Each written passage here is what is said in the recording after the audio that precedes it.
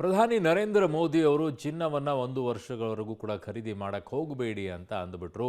ಕೆಲವು ಚಿನ್ನದಂಗಡಿ ಮಾಲೀಕರು ಸಮಸ್ಯೆ ಇಲ್ಲ ಸರ್, ಕೊರೋನಾ ಟೈಮಲ್ಲಿ ಹೇಗೆ ಫೇಸ್ ಮಾಡಿದ್ವಿ ಹಾಗೆ ನಮಗೆ ನಷ್ಟ ಆದರೂ ಚಿಂತೆ ಇಲ್ಲ, ನಮಗೇನು ಲಾಭ ಆಗದಿದ್ರೂ ಕೂಡ ಚಿಂತೆ ಇಲ್ಲ, ಈಗ 1 ವರ್ಷ ದೇಶಕ್ಕೋಸ್ಕರ ನಾವು ತ್ಯಾಗ ಮಾಡಿಬಿಡ್ತೀವಿ ಅಂತಂದಿದ್ದಾರೆ. ಬಟ್ ಬಹುತೇಕ ಈಗ ಜನ ಚಿನ್ನವನ್ನು ಖರೀದಿ ಮಾಡೋದನ್ನು ನಿಲ್ಲಿಸಿದಿರೋದ್ರಿಂದ ಚಿನ್ನದ ಅಂಗಡಿ ಮಾಲೀಕರು ತಲೆಗೆಡಿಸ್ಕೊಂಡು ಕೂತ್ಬಿಟ್ಟಿದ್ದಾರೆ. ಹೆಂಗಪ್ಪ ನಾವು ಜೀವನ ಮಾಡೋದು ಅಂತ ಹೇಳಿ ಅವರೆಲ್ಲ ಈಗ ಹೋಗಿ ಪ್ರಧಾನಿ ಮೋದಿ ಅವರನ್ನು ಜೊತೆಗೆ ಫೈನಾನ್ಸ್ ಮಿನಿಸ್ಟರನ್ನು ಭೇಟಿ ಮಾಡೋಕೆ ಮುಂದಾಗಿದ್ದಾರೆ. ಡಿಟೇಲ್ ರಿಪೋರ್ಟ್ ಇಲ್ಲಿದೆ. ಚಿನ್ನ ಖರೀದಿಗೆ ಬಂತು ಹೊಸ ರೂಲ್ಸ್. ತೆರಿಗೆ ರಹಿತ ಚಿನ್ನ ಆಮದು ನಿಯಮ ಮತ್ತಷ್ಟು ಬಿಗಿ. ಒಂದ್ ಕಡೆ ಪ್ರಧಾನಿ ಮೋದಿ ಚಿನ್ನ ಖರೀದಿಸಬೇಡಿ ಅಂದಿದ್ದಾರೆ, ಮತ್ತೊಂದ್ ಕಡೆ ಚಿನ್ನ ಬೆಳ್ಳಿ ದರದಲ್ಲಿ ಹಾವು ಏಣಿ ಆಟ ಮುಂದುವರೆದಿದೆ. ಈ ಮಧ್ಯೆ ತೆರಿಗೆ ರಹಿತ ಚಿನ್ನ ಆಮದು ನಿಯಮಗಳನ್ನ ಕೇಂದ್ರ ಮತ್ತಷ್ಟು ಬಿಗಿಗೊಳಿಸಿದೆ. ಹೌದು, ಒಂದು ಲೈಸೆನ್ಸ್ಗೆ ಗರಿಷ್ಠ 100 ಕೆಜಿ ಚಿನ್ನ ಮಾತ್ರ ಆಮದು ಮಾಡಲು ಅನುಮತಿ ಕೊಡಲಾಗಿದೆ. ಆಭರಣ ರಫ್ತು ಮಾಡುವ ಕಂಪನಿಗಳಿಗೆ ಹೊಸ ನಿಯಮ ಅನ್ವಯ ಆಗಲಿದೆ.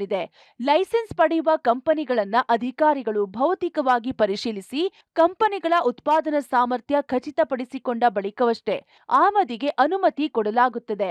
ಲೈಸೆನ್ಸ್ ಪಡೆದ ಕಂಪನಿಗಳು ಪ್ರತಿ 15 ದಿನಕ್ಕೊಮ್ಮೆ ವರದಿ ಸಲ್ಲಿಸಲು ಸೂಚನೆ ಕೊಡಲಾಗಿದೆ. ಹಾಗಾದ್ರೆ ಕೇಂದ್ರ ಸರ್ಕಾರದ ಈ ನಿಯಮಗಳಿಂದ ಆಗುವ ಲಾಭಗಳೇನು ಅಂತ ನೋಡೋಣ. ಕೇಂದ್ರ ಸರ್ಕಾರದ ನಿಯಮಗಳಿಂದಾಗುವ ಲಾಭಗಳೇನು? ದೇಶಕ್ಕೆ ಅನಗತ್ಯವಾಗಿ ಬರುತ್ತಿದ್ದ ಚಿನ್ನ ಕಡಿಮೆ ಆಗಬಹುದು. ಚಿನ್ನ ಆಮದು ಮಾಡ್ತಿದ್ದ ನಕಲಿ ಕಂಪನಿಗಳಿಗೆ ನಿರ್ಬಂಧ. ಆಭರಣ ರಫ್ತುದಾರರಿಗೆ ಮಾತ್ರ ಲಾಭ ಸಿಗುವಂತೆ ನಿಯಂತ್ರಿಸಬಹುದು. ಸರ್ಕಾರಕ್ಕೆ ಆಮದು ಮತ್ತು ರಫ್ತು ಚಟುವಟಿಕೆಗಳ ಮೇಲಿನ ಮೇಲ್ವಿಚಾರಣೆ ಸುಲಭ. ಚಿನ್ನದ ಕಳ್ಳ ಸಾಗಣೆ ಮತ್ತು ಅಕ್ರಮ ವಹಿವಾಟು ತಡೆಯಲು ಸಹಾಯ. ಚಿನ್ನ ಖರೀದಿಗೆ ಹೊರ ದೇಶಗಳಿಗೆ ಹೋಗುವ ಡಾಲರ್ ವೆಚ್ಚ ಕಡಿಮೆ. ಭಾರತದ ವಿದೇಶಿ ವಿನಿಮಯ ಸಂಗ್ರಹ ಉಳಿಸಲು ಸಹಾಯ. ರೂಪಾಯಿ ಮೌಲ್ಯದ ಮೇಲೆ ಇರುವ ಒತ್ತಡ ಕಡಿಮೆಯಾಗಬಹುದು. ದೇಶೀಯ ಹೂಡಿಕೆ ಚಿನ್ನದ ಕಡೆಗೆ ಹೋಗೋದನ್ನ ಕಡಿಮೆ ಮಾಡಬಹುದು. ಉದ್ಯಮ ಉತ್ಪಾದನಾ ಕ್ಷೇತ್ರಗಳ ಕಡೆ ಹಣ ಹರಿಯಲು ಸರ್ಕಾರ ಚಿಂತನೆ ಮಾಡಿದೆ. ಪ್ರಧಾನಿ ನರೇಂದ್ರ ಮೋದಿ ಅವರು ದೇಶವಾಸಿಗಳಿಗೆ ಮುಂದಿನ 1 ವರ್ಷಗಳ ಕಾಲ ಚಿನ್ನವನ್ನು ಖರೀದಿ ಮಾಡಬೇಡಿ ಅನ್ನುವಂಥ ಸಲಹೆಯನ್ನು ಕೊಟ್ಟಿದ್ದಾರೆ. ಪ್ರಧಾನಿ ನರೇಂದ್ರ ಮೋದಿ ಅವರ ಸಲಹೆ ಬೆನ್ನಲ್ಲೇ ಚಿನ್ನದ ದರದಲ್ಲಿ ಭಾರಿ ವ್ಯತ್ಯಾಸಗಳಾಗ್ತಾ ಇರುವಂಥದ್ದು. ಮತ್ತೊಂದು ಕಡೆಗೆ ಕೇಂದ್ರ ಸರ್ಕಾರ ಆಮದು ಬೆಲೆಯನ್ನು ಅಥವಾ ಆಮದು ಸುಂಕವನ್ನು ಹೆಚ್ಚು ಮಾಡೋ ಮೂಲಕ ಚಿನ್ನದ ಬೆಲೆ ಮತ್ತಷ್ಟು ದುಬಾರಿ ಆಗುವಂತಹ ಕ್ರಮಗಳನ್ನು ತೆಗೆದುಕೊಂಡಿರುವಂಥದ್ದು. ಈ ನಡುವೆ ದೊಡ್ಡ ಮಟ್ಟದ ವ್ಯಾಪಾರ ವಹಿವಾಟು ಮಾಡುವಂತಹ ಕಂಪನಿಗಳಿಗೂ ಕೂಡ ಒಂದಷ್ಟು ನಿರ್ಬಂಧ ವಿಧಿಸುವಂಥ ಕೆಲಸವನ್ನು ಮೋದಿ ಸರ್ಕಾರ ಮಾಡಿದೆ.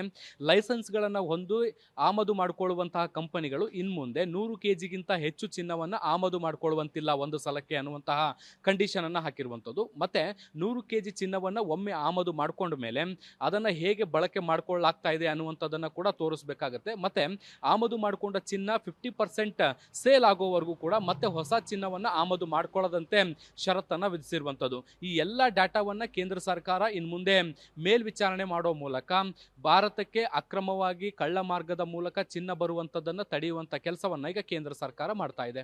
1 ವರ್ಷ ಚಿನ್ನ ಖರೀದಿಸದಂತೆ ಪ್ರಧಾನಿ ಮೋದಿ ಕರೆ. ಏರಿಕೆ ಕಾಣುತ್ತಿದ್ದ ಚಿನ್ನದ ಬೆಲೆಯಲ್ಲಿ ಕೊಂಚ ಇಳಿಕೆ. ಬಂಗಾರ ಬೆಳ್ಳಿಯ ದರದಲ್ಲಿ ಹಾವು ಏಣಿ ಆಟ. ದೇಶದ ಪ್ರಧಾನಿ ನರೇಂದ್ರ ಮೋದಿ ಅವರು ದೇಶವಾಸಿಗಳಿಗೆ ಮುಂದಿನ 1 ವರ್ಷಗಳ ಕಾಲ ಚಿನ್ನವನ್ನ ಖರೀದಿಸಲು ಹೋಗ್ಲೇಬೇಡಿ ಎಂದು ಕರೆ ನೀಡಿದ್ರು.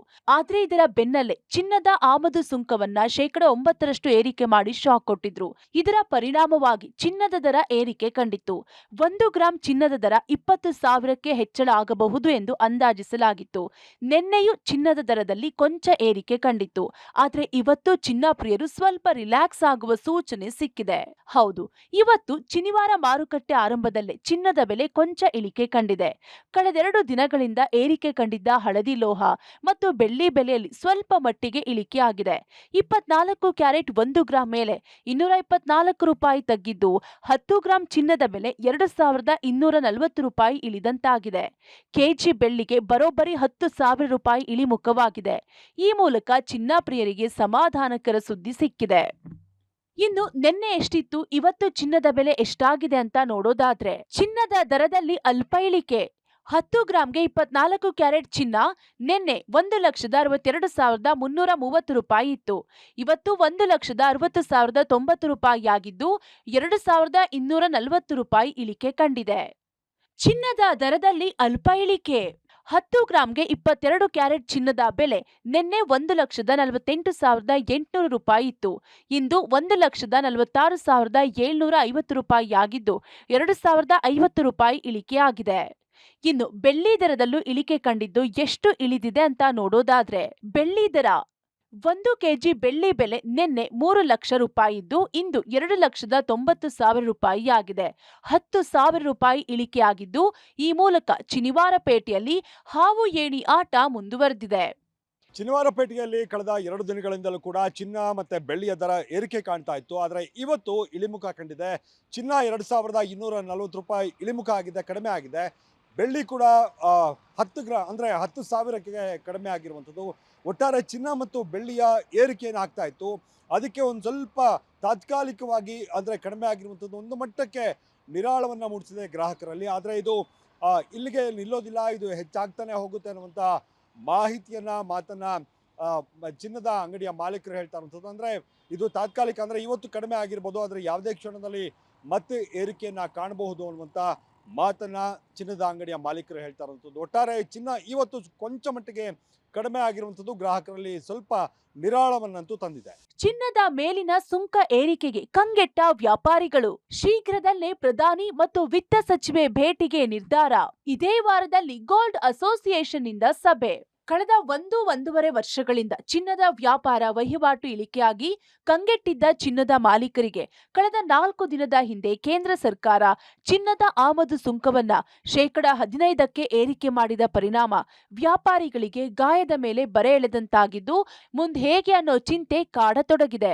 ಅಲ್ಲದೆ ದರ ಏರಿಕೆ ಇಳಿಕೆಯ ಆಟದ ನಡುವೆ ಜನ ಕೂಡ ಖರೀದಿಗೆ ಮನಸ್ಸು ಮಾಡಿರುವುದು ವ್ಯಾಪಾರಿಗಳ ಆತಂಕವನ್ನ ಹೆಚ್ಚಿಸಿದೆ. ಹೀಗಾಗಿ ರಾಜ್ಯ ಗೋಲ್ಡ್ ಅಸೋಸಿಯೇಷನ್ ಖುದ್ದು ನೇರವಾಗಿ ಪ್ರಧಾನಿಗಳ ಭೇಟಿ ಮಾಡಿ ವ್ಯಾಪಾರಿಗಳ ಪರಿಸ್ಥಿತಿ ಮನವರಿಕೆ ಮಾಡಲು ಮುಂದಾಗಿದೆ.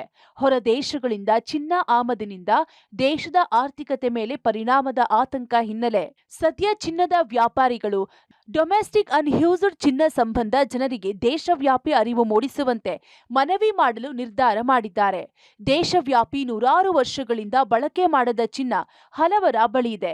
ಹಲವರು ಚಿನ್ನದ ಗಟ್ಟಿಗಳನ್ನ ಶೇಖರಿಸಿ ಇಟ್ಟಿದ್ದಾರೆ.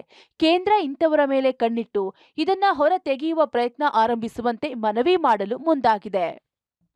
ಕೇಂದ್ರ ಸರ್ಕಾರಕ್ಕೆ ಈ ಒಂದು ಪತ್ರವನ್ನು ಬರೆದು ಸಾಧ್ಯವಾದರೆ ಭೇಟಿ ಮಾಡಲಿಕ್ಕೆ ಕೂಡ ನಾನು ಪ್ರಯತ್ನ ಪಡ್ತೀನಿ.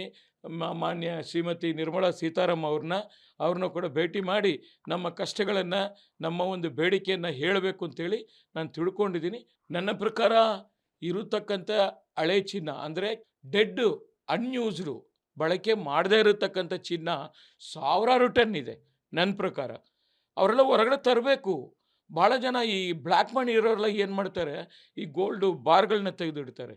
ಪೂರ್ವಜರ ಚಿನ್ನಾಭರಣ ಕೂಡಿಟ್ಟಿರುವ ಹಲವರು. ಆತಂಕ ಇಲ್ಲದೆ ಹಳೆ ಚಿನ್ನ ಮಾರಾಟಕ್ಕೆ ಮನವಿ. ಇನ್ನು ದೇಶದ ಹಲವರ ಬಳಿ ಪೂರ್ವಜರ ಚಿನ್ನಾಭರಣಗಳಿದ್ರೂ ಕೆಲವರು ಬಳಕೆ ಮಾಡ್ತಿಲ್ಲ. ಈ ಪೈಕಿ ಹಲವರಿಗೆ ಹಳೆ ಚಿನ್ನ ಉತ್ತಮ ರೇಟ್ಗೆ ಹೋಗಲ್ಲ ಅನ್ನೋ ಆತಂಕ ಕೂಡ ಇದೆ. ಈ ಕಾರಣಗಳಿಗಾಗಿಯೇ ಹಲವರು ಪೂರ್ವಜರ ಚಿನ್ನಾಭರಣಗಳಿದ್ರೂ ಮಾರಾಟವು ಮಾಡದೆ, ಬಳಕೆಯನ್ನು ಮಾಡದೆ ಹಾಗೆ ಇಟ್ಟಿದ್ದಾರೆ. ಸದ್ಯದ ಪರಿಸ್ಥಿತಿಯಲ್ಲಿ ಹಳೆಯ ಚಿನ್ನಾಭರಣಗಳಿಗೂ ಉತ್ತಮ ಬೆಲೆಯ ಸಂದರ್ಭ ಒದಗಿ ಬಂದಿದ್ದು ಚಿನ್ನಕ್ಕೆ ತಕ್ಕಂತೆ ಉತ್ತಮ ಬೆಲೆ ಸಿಗಲಿದ್ದು ಆತಂಕ ಇಲ್ಲದೆ ಮಾರಾಟ ಮಾಡುವಂತೆ ಗೋಲ್ಡ್ ಅಸೋಸಿಯೇಷನ್ ಮನವಿ ಮಾಡಿದೆ. ಈ ಬಗ್ಗೆಯೂ ದೇಶವಾಸಿಗಳಿಗೆ ಅರಿವು ಮೂಡಿಸುವ ಕೆಲಸವನ್ನ ಕೇಂದ್ರ ಸರ್ಕಾರ ಮಾಡಲು ನಿರ್ಧಾರ ಮಾಡಿದೆ. ಇವತ್ತು ಭಾಳ ಜನ ಮನೆಗಳಲ್ಲಿ, ಲಾಕರ್ಗಳಲ್ಲಿ ಹಳೆ ಚಿನ್ನ ಕೊಳ್ತೋಗ್ತಾ ಇದೆ. ಅವರು ಅಜ್ಜಿ ಕೊಟ್ಟಿರೋದು, ಮುತ್ತಜ್ಜ ಕೊಟ್ಟಿರೋದು, ತಂದೆ ತಾಯಿ ಕೊಟ್ಟಿರೋದು ಅಂಥೇಳಿ ಒಂದು ಬಾಂಡಿಂಗನ್ನು ಇಟ್ಕೊಂಡು ಅವರು ಮನೆಗಳೆಲ್ಲ ಉಡಿಸ್ಕೊಂಡಿದ್ದಾರೆ. ಅದು ಡೆಡ್ ಚಿನ್ನ, ಅದು ಯೂಸೇ ಆಗಲ್ಲ, ಬಳಕೆ ಆಗದೇ ಇರತಕ್ಕಂಥ ಅನ್ಯೂಸ್ಡ್ ಗೋಲ್ಡು ಅಂತ ಕರಿತೀವಿ. ಅದನ್ನು ತಗೊಂಬಂದು ಇವತ್ತಿನ ಟ್ರೆಂಡ್ ಏನಿದೆ, ನೀವು ಇಷ್ಟಪಡುವಂಥ ಲೈಟ್ ವೆಯ್ಟ್ ಜ್ಯುವೆಲ್ರಿಗಳನ್ನು ನೀವು ಎಕ್ಸ್ಚೇಂಜ್ ಮಾಡಿದ್ರೆ ಗೋಲ್ಡ್ ಕೂಡ ರೀಸೈಕಲ್ ಆಗುತ್ತೆ. ಆ ರೀಸೈಕಲ್ಗೆ ಅವಕಾಶ ಕೊಟ್ಟಾಗ ಗೋಲ್ಡ್ ಇಂಪೋರ್ಟ್ ಮಾಡೋದು ಕೂಡ ಕಡಿಮೆ ಆಗುತ್ತೆ. ಅದು ಕೂಡ ನನ್ನ ಗ್ರಾಹಕರಲ್ಲಿ ನಾನು ಮನವಿ ಮಾಡ್ಕೋತಾ ಇದ್ದೀನಿ. ಒಟ್ಟಾರೆ ಪ್ರಧಾನಿ ನರೇಂದ್ರ ಮೋದಿ ಅವರ ಹೇಳಿಕೆ ಬೆನ್ನಲ್ಲೇ ಚಿನ್ನದ ದರ ಏರಿಕೆ ಇಳಿಕೆ ಆಟ ಮುಂದುವರೆದಿದ್ದು ಗ್ರಾಹಕರು ಖರೀದಿಗೆ ಹಿಂದೇಟು ಹಾಕ್ತಿದ್ದಾರೆ. ಚಿನ್ನದಂಗಡಿ ಮಾಲೀಕರು, ವ್ಯಾಪಾರಿಗಳು ವ್ಯಾಪಾರ ಕುಸಿತವಾಗ್ತಿದೆ ಎಂಬ ಆತಂಕದಲ್ಲಿದ್ದಾರೆ. News desk, public TV.